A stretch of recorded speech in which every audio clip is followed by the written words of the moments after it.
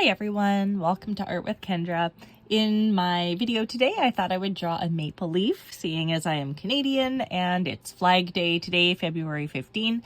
So I'm going to start off with my pencil sketch here. And I'm actually just going to start off with kind of a base. I'm just going to sketch in the stem and then the seam that goes up to the tip of the maple leaf, because this helps me to center my composition. From here, I'm going to kind of go out into some different directions that the maple leaf goes in. Of all the leaves, I find this one probably the hardest to draw because there's all these different points. Now they come down to kind of there and there, just looking at the outer edges of the maple leaf, trying to get it kind of, you know, at least sketched in where it's going to be. So I know where my main points are going to be now. So now I can just kind of draw in my contour edge, and this doesn't need to be perfect. You know, leaves are very organic in nature, and this isn't perfect either. So after I'm done with this kind of looser sketch, I'll go in and I'll just clean things up a bit. But this gives me my general shape so I can make sure everything's feeling pretty good. So just a general kind of leaf shape there. And of course there are some areas I want to kind of finesse, so I'll probably fast forward through this part, but this is a pretty good structure. Like, I could even move forward with this, but I'm a bit of a perfectionist, so here I go. Usually with a watercolor, you actually don't want your pencil lines to be too aggressive.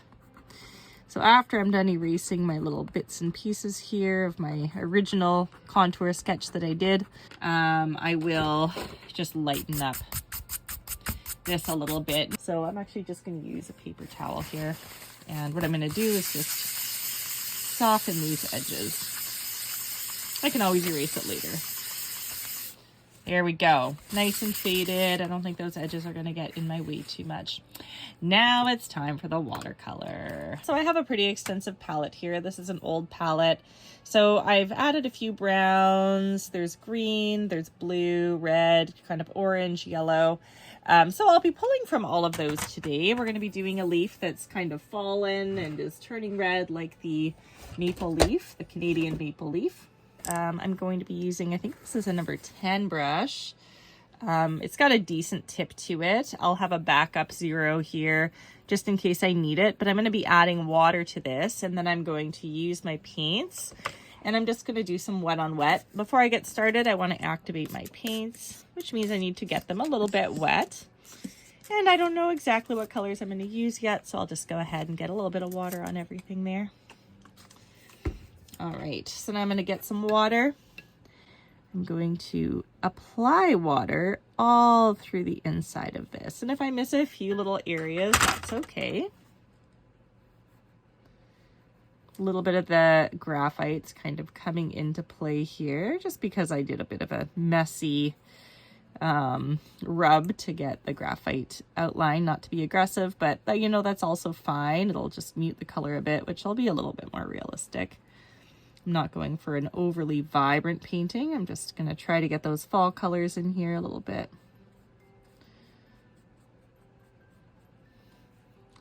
So just want to make sure that everything is wet here. And then I'm going to use the same brush to start to pull in some colors. So I'm just going to go over to my palette here. Okay, I'm going to pull in a little bit of yellow. Psh. I love when paint just kind of goes in. I'll do some zooming here as well. Now, it's not all this really vibrant yellow. I'm going to do a little bit of this orange up here. So I'm just going to be dropping in these colors. That's a very potent color, isn't it? It's gorgeous. And then I'm going to let the painting kind of paint itself here. Now I'm using multiple brands of paint. This is a Paul Rubin, the one I'm using now, which is a little bit more opaque, slightly less transparent than the other colors. Winsor Newton's on there, Danielle Smith is on there, and then there's a couple that I just kind of have kicking around that I've collected over the years that I actually am not even sure exactly what they are. Yeah. Just starting to map. There's a lot of kind of yellow in and around those areas. As we get towards the edges, I feel like I'm getting a little bit more of the reds. So I'm going to go in with the red now.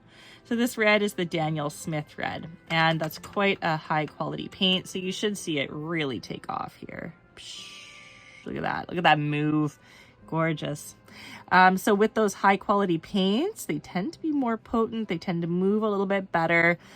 So because I'm mixing my paints here, I just need to be careful that I'm not overdoing it, you know, like especially with this red, that I'm not going to overpower all of the yellow. And because I have a wet canvas here, or a wet paper, all of these colors are going to mix with each other. And I'm just, again, I think this is about a number 10. It might even be a number 12 round brush, but it has a decent tip on it. So because of that tip, I can drop in and I can get some pretty nice, you know, edges. Like I'm still getting some nice edges and stuff. Here feels a little bit dry. So I'm just gonna add a bit of water like that. There we go. Again, I don't want to lose my yellow, and I don't want it to feel like it's one color basically. So I'm just going to kind of help a little bit here with blending. Now, there is brown as well. I want to throw in a little bit of a brown, like a reddish brown. I'm going to mix a little bit of red into it here. There we go. Just a nice kind of auburn brown, right? Kind of the color of my daughter's hair. My daughter has the most beautiful hair.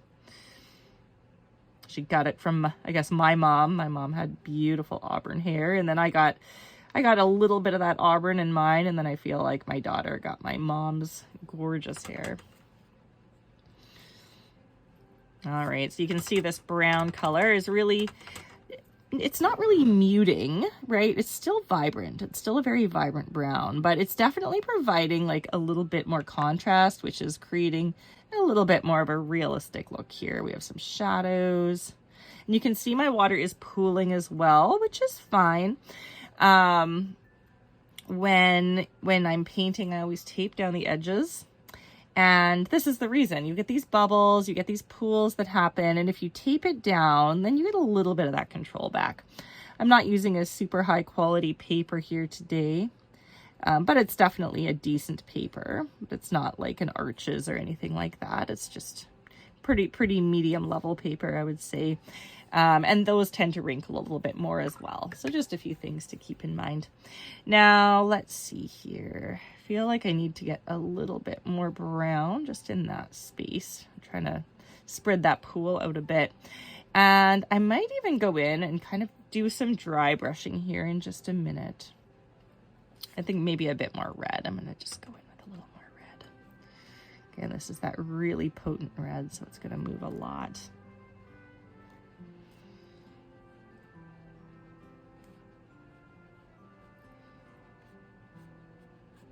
Okay, so I think that's going to give me a really nice base. I'm going to go in after it dries and add a little bit of like texture. But right now I just want to kind of get a good base, and I think that's looking nice. Something that I can do at this point is do some lifting though. And this brush is too big for a lift because I need to use the belly of the brush to lift, which is this part here. So the tip will only lift so much. So I do need to switch to a smaller brush. All right, so this one's I think this is a number 3 round. Yeah, so this is going to be maybe a bit too thick actually.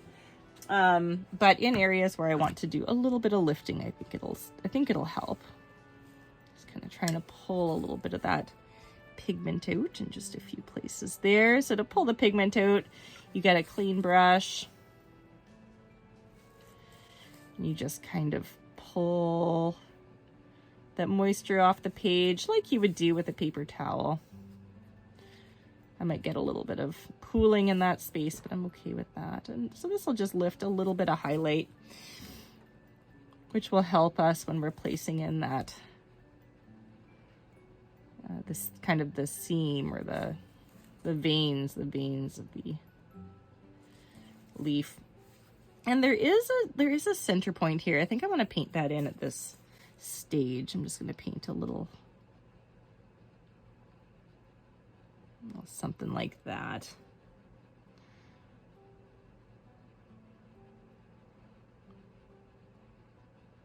There we go. Yeah. So the next stage will be to wait for this to dry.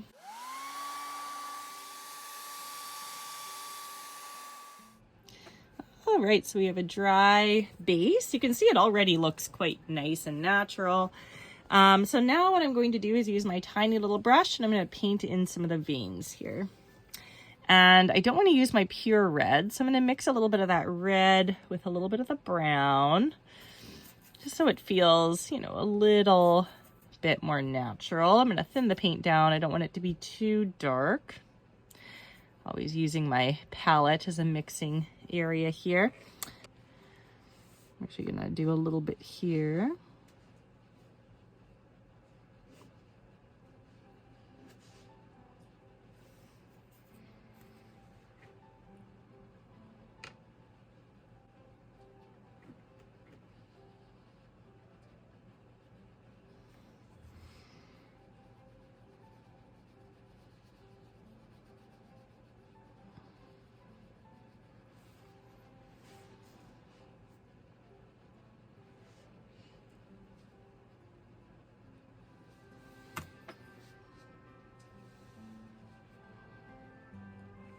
So on a maple leaf, all of these little veins kind of come back to this point, and then we have offshoots from those veins as well. The veins, of course, aren't consistently like the same kind of color, so I'm going to darken a few of these areas here just a bit. There we go. It looks like it's still maybe a little bit wet in that space, but that's all right. And then as they come out, it usually gets a little bit lighter. Just a couple of little lines, usually going towards a point on the leaf, like in that space, maybe in that space, and down here. And usually they kind of line up with each other a little bit as well. The same up here.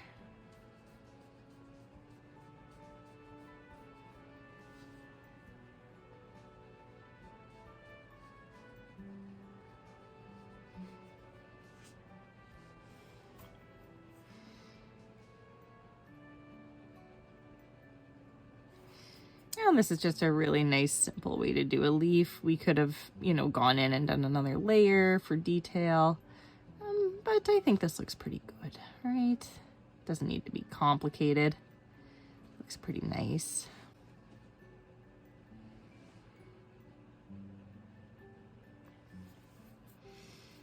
And I might darken a few areas here with just maybe a little bit more of the brown. This got a little chunky here.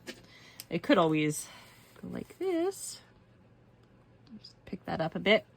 But I'm going to use a little bit more of that brown here. The brown is a really nice color. I'm going to mix a little bit of this kind of deeper brown in. Well, maybe too much. There we go. All right.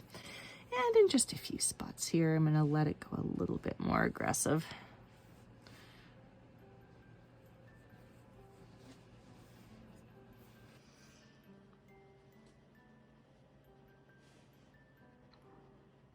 So the second layer here is just to darken some of those, the main seam here, just in a few places.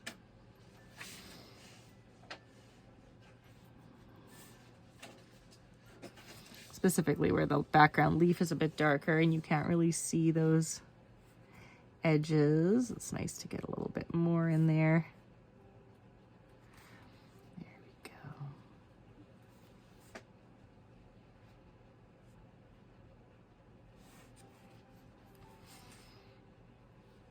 Looks like I forgot this one. There we go.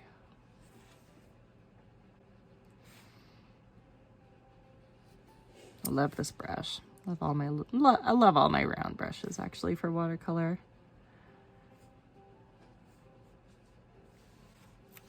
There we go. That looks nice.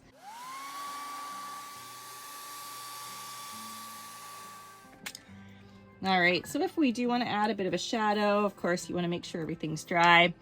And I'm going to use kind of a blue-gray color here. I have Payne's Gray. I'm just kind of pulling off of my muddy palette, but it's going to be mostly Payne's Gray here. And I didn't really pick a light source when I was painting this, but if I'm looking at it, I feel like we have maybe a bit more brightness on this side. So I'm going to have the sun coming in this way, which is going to give me a cast shadow on the far side. So just very lightly, I'm going to go in and add a little bit of shadow here. Trying my best to stay off of the leaf. And this looks pretty dark right now, but I might go in and pick a little bit of this up before it dries too much. There we go. Oh, that one got a bit muddy.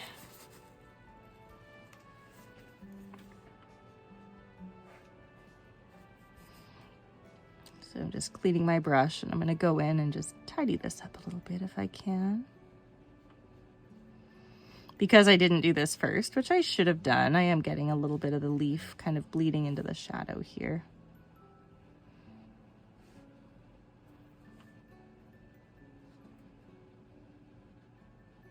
So light's coming in like this, might have a little bit of a shadow there.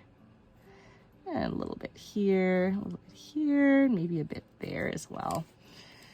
Let's see if I can soften this a little bit.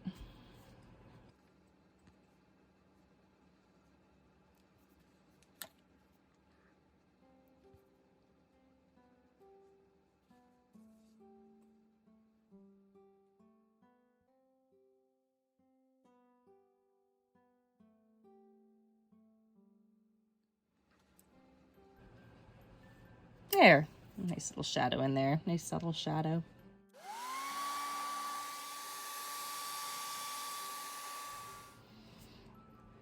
All right, so I've decided to just go in with just a little bit of the red, just to kind of, I don't know, give it a little bit less flatness here. And I'm going to use the belly of the brush to kind of drag it in. And I want to paint around my seams a little bit. Well, it's a bit too dark there. Just pick a bit of that up there. There you go. So I'm just using a nice watered down red, and I'm just going in and just, you know, adding a bit of control. We let the watercolor have control in the beginning, which is totally fine and what I love to do. But I think it's nice to take a little bit of that control back here.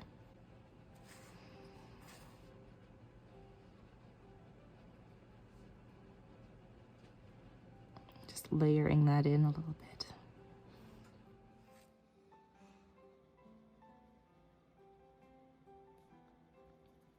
Using the belly of the brush instead of the tip, the way I'm using my smaller brush here, my smaller detail brush.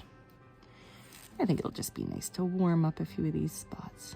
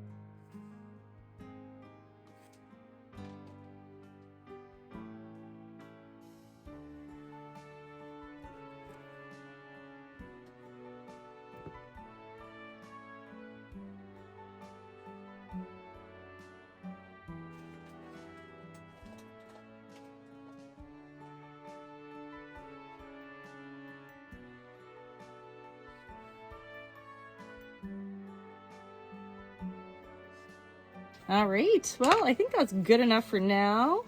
Yeah, just a nice simple leaf. You know, I would probably, again, go in and maybe do a little bit more layering, but I think for this video, that's perfectly fine. Nice starter leaf here using wet on wet with a little bit of detail. I hope you enjoyed the video and have a wonderful day, night, whatever it is for you, wherever you are. Thank you so much for painting with me. Bye.